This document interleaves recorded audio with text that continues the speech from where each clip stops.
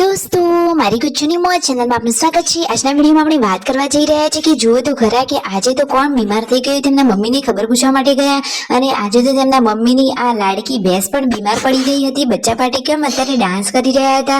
તો દોસ્તો અને આજે શિલ્પા ભાભીને યશુએ આ કઈ વસ્તુ ના આપી બધું જ જાણવા મળશે તમને આપણા આ વિડીયોમાં। મારી ચેનલ પર નવા હોય તો ચેનલને ફટાફટ લાઈક શેર અને સબસ્ક્રાઇબ કરી દો। Full video in Thakor family blog channel દોસ્તો ફૂલ વિડીયોની લિંક ડિસ્ક્રિપ્શનમાં મૂકેલી છે ત્યાં તમે આખો વિડીયો વોચ કરી શકો છો।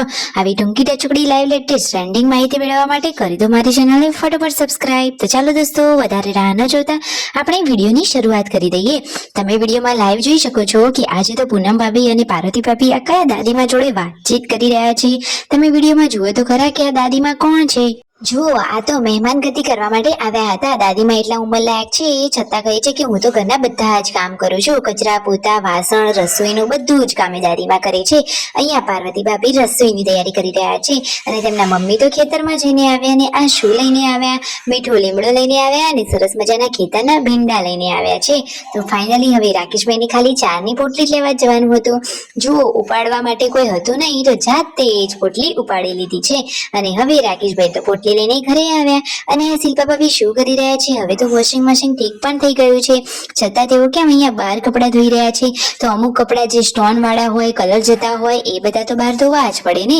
અને અહીંયા જો સરસ મજાના ઘરના દૂધની છાશ બની ગઈ છે અને મસ્ત મજાનું માખણ પણ આવી ગયું છે। તેમના મમ્મીને તો આ બહુ લાડકવાઈ ભેંસ છે, તેમની ભેંસ અચાનક બીમાર છે, શું થયું છે। અહીંયા પાર્વતી ભાભી રસોઈની તૈયારી કરવા માટે લાગી ગયા છે। જમવામાં બાજરીના રોટલા બની રહ્યા છે તો મસ્ત મજાની સાથે કદાચ કઢી જ હશે। અહીંયા જુઓ સંજયભાઈ તો બચ્ચા પાર્ટી માટે આ કેવા રમકડા બનાવી રહ્યા છે। એમને તો બહુ ઊંચો ઊંચો બુર્જ ખલીફા બનાવી દીધો છે। વિયુ કહે છે કે પપ્પા મારે તો બધા કરતા મોટું ઘર જોઈએ। મિતાંશ તો અહીંયા મસ્તી કરી રહ્યા છે, દાદાનો એ તો લાડકો દીકરો છે। અને સાંજના ટાઈમે બધા લોકો જુઓ ચા નાસ્તો કરી રહ્યા છે। સંજયભાઈ સરસ મજાના મમરા વઘાર્યા છે। સંજયભાઈ તો બાકી જોરદાર કારીગર છે, રસોઈના કામમાં એક્સપર્ટ છે। શિલ્પા ભાભી સિલાઈ મશીનનું કામ સરસ કરે છે। એક દાદાએ તેમને આ જુઓ જબ્બાના ભાગમાં કહ્યું છે કે મારે તો મોટું ખિસ્સું કરવું છે, ખિસ્સું છે છતાં તેમને અહીંયા આગળના ભાગમાં ખિસ્સું કરવું છે। તો શિલ્પા ભાભી કહે છે કે અરે આવડું મોટું ખિસ્સું। તો ફાઇનલી હવે રાકેશભાઈ આ દાદાની આ જબ્બાની આ બંડી લઈને આવ્યા તો છે તો કરી આલવું તો પડશે જ ને। ફાઇનલી દાદાને કરી આપ્યું, દાદા તો ખુશ થઈ ગયા અને પૈસા આપી રહ્યા હતા પરંતુ શિલ્પા ભાભીએ પૈસા ના લીધા કે ના અરે રે પૈસા તો ના લેવાય। જુઓ તો ખરા કે દાદા પણ દયાળુ છે અને શિલ્પા ભાભી પણ। અહીંયા તો મિતાંશ રણજીતભાઈના પગમાં હિંચકો ખાઈ રહ્યો છે। સાંજે શિલ્પા ભાભી ભેંસ દોવા માટે બેસી ગયા છે અને અચાનક ભેંસને શું થયું, એ તો ખાવાનું પણ સરખું ખાતી નથી, દૂધ પણ ઓછું કરી દીધું। શું તેને તાવ આવ્યો છે કે શું બીમારી થઈ છે। તેમના મમ્મી તો ચિંતિત જોવા મળી રહ્યા છે કારણ કે એ તો ભેંસની બહુ જ કેર કરે છે અને અચાનક ભેંસને આવું થાય એટલે એમની ચિંતા તો થાય જ ને। સાચી વાત ને દોસ્તો। અહીંયા યશુ અને શિલ્પા ભાભી વાતોચીતો કરી રહ્યા છે। બચ્ચા પાર્ટીને તો ઉપર છાપરા ઉપર જવું છે।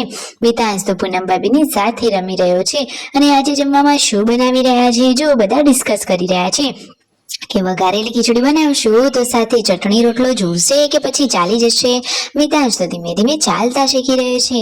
જમવાનું રેડી છે અને પરિવારના બધા લોકો જમવા માટે બેસી ગયા છે। જમવામાં આજે તો બનાવી છે સરસ મજાની વઘારેલી ખીચડી, લાલ મરચાની ચટણી અને દૂધ, બાજરીનો રોટલો। ખાવાની તો બધાને મોજ પડી ગઈ છે। તેમના મમ્મીને તો જવાના છે એ તેમના બેન સરોજબેન છે એમની ખબર પૂછવા માટે। તો રણજીતભાઈ કહે છે કે મારે પણ આવવું છે। તો દોસ્તો શું એ પણ જવાના છે કે નહીં, તો કોણ કોણ ખબર પૂછવા જવાનું છે। અહીંયા શિલ્પા ભાભીએ તો 100 કે 200 રૂપિયાની ચાદરની માંથી આ બનાવી દીધી 1000 વાળી સરસ મજાની ગોદડી વાળી ચાદર। જુઓ તો ખરા નેટ ઉપર કેટલી સરસ મજાની ચાદર લગાવી દીધી। વિડીયો ગમે હોય તો કરો ફટોફટ લાઈક શેર એન્ડ સબસ્ક્રાઇબ।